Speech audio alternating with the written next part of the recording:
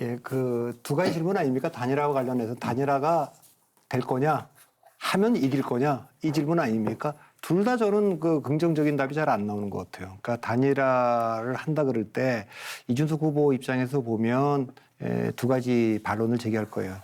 일단 2012년에 안철수 후보가 출마를 안 하고 문재인 후보한테 양보했는데 그것 때문에 그때 지지했던 분들이 흩어졌지 않습니까? 그러니까 본인을 그것도 반대로 1987년대 김영삼, 김대중 두 분은 단일화 압력에도 불구하고 끝까지 출마했기 때문에 자기 지지자들을 건사할 수 있어서 그 뒤에 대통되는 그 힘이 됐기 때문에 그걸 잘 알기 때문에 20대, 30대에 있는 저 지지자들을 본인이 포기하면 흩어질 거라는 걸 알기 때문에 안 할 것 같고 두 번째는 냉정하게 따지면 그 이준석 후보는 3년 전에도 안철수 후보의 단일화를 반대했던 걸로 알려져 있습니다. 왜냐하면 0.73%가 우상호 위원장께서는 그 단일화 때문에 이긴 걸로 그렇게 해석하지만 저도 그랬고 그때 당시에도 단일화를 안 하는 것이 윤석열 후보가 더 쉽게 이기지 않았을까. 왜 20대, 30대는 그때 윤석열, 이재명 두 후보를 찍기 싫어서 심상정, 안철수 후보한테 가 있었고 호남도 일부 가 있었는데 후보가 갑자기 사라지면서 20, 30대가 심상정 후보인 데까지 여성표를 가져가서 이재명을 찍었거든요. 그러니까 지금 이 상태에서 만일에 이준석 후보가 없었다면 이준석 1차 TV토론 이후에 이재명 후보의 지지율이 하락했는데 그 하락이 그대로 이준석 후보한테 간 거예요. 그러니까 김문수 후보는 그 이준석 후보의 지지율이라는 게 비상경 반대하고 탄핵 찬성하고 부정선거 믿지 않고 윤석열 대통령 대척점에 반대하고 이런 분들이 모여 있는데 적어도 저게 뭐 오세훈이나 뭐 안철수나 한동훈이나 하다못해 홍준표라도 이런 분들이 됐으면 단일화가 있을지 모르겠는데 지금은 이제 그거를 넘어선 거 아닌가 김문수 후보님. 저는 정말 이준석 후보한테 좀 궁금한 게 한 가지가 있긴 있습니다. 물론 이제 그 말씀도 일리가 있고 다 좋은데 지금 그 상대 후보가 굉장히 특이한 후보라는 거예요. 그러니까 이재명 후보라는 거는 뭐 우리 우상호 위원장님 어떻게 생각하실지 모르지만 우리 헌정사에 이렇게 여러 가지 아직도 재판이 연루가 돼 있고 왜냐하면 이재명 후보가 되면 저희가 생각하기에는 지금 그 스톱시켜 놓은 재판이 워낙 많기 때문에 이 재판을 영원히 삭제하기 위해서 권력을 활용할 수밖에 없는 그런 상황으로 저는 갈 거라고 봅니다. 근거 없는 추측이시니까. 아니요. 그래서 지금 아니요. 근거 없지 않죠. 그게 왜냐하면 그 지금 뭐 대법원을 어떻게 뭐 숫자를 늘리겠다라든지 이런 부분들은 그런 거에 대한 의구심을 가지게 만드는 거죠. 그래서 저희는 그것 또한 특히 사법부를 그렇게 한다라든지 대법관이 숫자를 늘리자는 거는 사법부가 오래전부터 정치권이 요구했던 내용 중에 하나예요. 숫자는 물론 다릅니다. 법관의 숫자를 아니 늘리자는 대법관도 거죠. 늘려달라고 했어요. 그래서 지금 그 민주당이 추진하고 있는 여러 가지 법안들을 보면 아니 뭐 허위사실 공표 같은 것도 마찬가지 아닙니까? 이재명 후보가 정권을 잡았을 때 이게 상당 부분의 어떤 그 헌정 파괴가 나타날 수 있다는 우려를 국민들이 가지고 있고 저는 그 부분에 대해서 이준석 후보가 그래도 그 대의 명분만큼은 그 공유해야 되는 것 아니냐라는 생각을 하지 않을까라는 생각을 합니다. 네네. 예. 국민들이 원해야 단일화가 이루어지고 또 성공하지 않을까 싶습니다. 국민 여론이 어떨지 준비한 자료 함께 보시겠습니다. 단일화를 찬성하는 여론이 41%, 반대가 37%고요.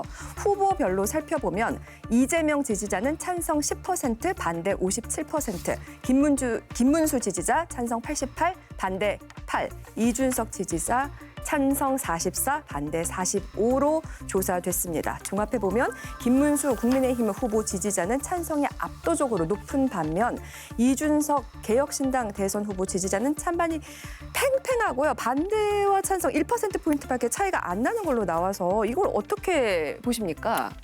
저희 지지층의 특성을 명확하게 보여주는 거죠. 그러니까 저희 지지층이 딱 보면 비상계엄에 반대하고 탄핵에 찬성하는 그러니까 국민의힘은 도저히 못 찍겠다라고 하는 지지층이 있고요. 또 동시에 그럼에도 불구하고 이재명 후보는 결코 대안이 되어서는 안 된다라고 하는 분들이 또 존재하는 것이죠. 네네. 이분들 중에 어떤 게 더 우선순위인가가 약간씩 차이가 있는 겁니다. 네. 계엄을 일으킨 그렇겠죠. 정당, 계엄 네. 정당은 절대 안 된다. 이재명은 절대 안 된다가 어느 정도 섞여 있는데 이게 이제 절반 정도씩 지금 갈리는 결과인 거죠. 그래서 저희는 국민의힘 계시는 분들한테 제가 계속 얘기하는 게 해서 좋을 게 없다. 아니, 지금 저 여론조사 좋을 게 결과 없다. 보시듯이 네. 계엄 정당은 절대 안 된다라고 하는 쪽 분들은 국민의힘에 안 갑니다. 그리고 지금 이재명 후보 조금만 더 약진하면은 뭐 매직 넘버 만들 수도 있을지 모르는 상황 속에서 지금 이준석 후보가 오히려 사라지게 됐을 때 이재명 후보 지지율을 흡수하고 뭔가 그 댐처럼 가둬놓는 역할도 오히려 어려워지게 될 수 있다. 저는 굉장히 좀 잘못 파악하고 계시는 거 아닌가. 네. 저는 그렇게 보고 있습니다. 네. 이준석 후보가 국민의힘에서 나올 때 이제 뭐 사실상 쫓겨나다시피 했다라는 얘기들이 있잖아요. 그래서 이준석 후보 지지자 중 일부는 사실 국민의힘과 다시 손을 잡는 것에 대해서 거부감을 가질 수 있을 거예요, 당연히. 그럼요. 그 예. 처음에 당하는 거야 뭐 당하는 거지만 알고 2번, 3번 당하면 그 자기가 잘못인 거죠. 그래서 네.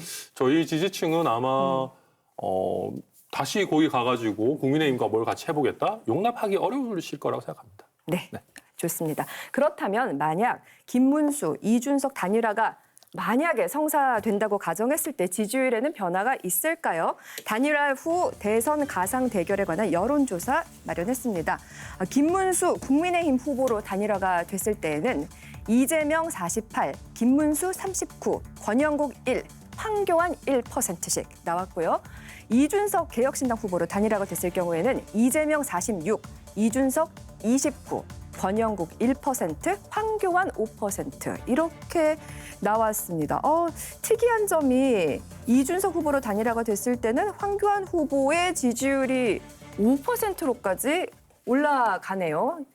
그러니까 이게 이 조사도 아까 이제 한국리서치가 KBS 의뢰를 받아서 한 조사인데 지난주에 발표됐던 다른 조사들하고는 조금 흐름이 좀 다릅니다. 네. 다른 조사는 김문수 이재명, 이준석 이재명이 격차가 거의 줄어들고 있는 상황이에요. 지금은 이거 그렇지 않고 나와 있는 모든 조사를 보면 어떤 특징이 있느냐? 어떤 특징이 있나요? 이재명 후보하고 김문수 후보가 1대1로 붙는 구도, 네. 이재명과 이준석이 1대1로 붙는 네. 구도를 비교해 보면 김문수 후보가 붙었을 때 좀 더 격차는 줄어듭니다. 그거는 이제 모든 트렌드가 지금까지 다 일관돼요. 네, 그런데 또 하나 일관된 게 하나 있습니다. 네. 이재명 대 이준석이면 네. 이재명 후보가 지지율이 낮아집니다. 낮아진다고요? 그러니까 여기서 보면 지금 이재명 대 김문수는 48대 39였는데 이재명 대 이준석은 46이 됐다는 거예요. 이게 뭘 네, 네. 의미하냐면 네. 유권자가 여론조사 응답하는 사람이 질문을 받았을 때 이재명 대 이준석으로 1대1로 붙는다고? 네. 그러면 조금 생각을 해봐야겠는데요.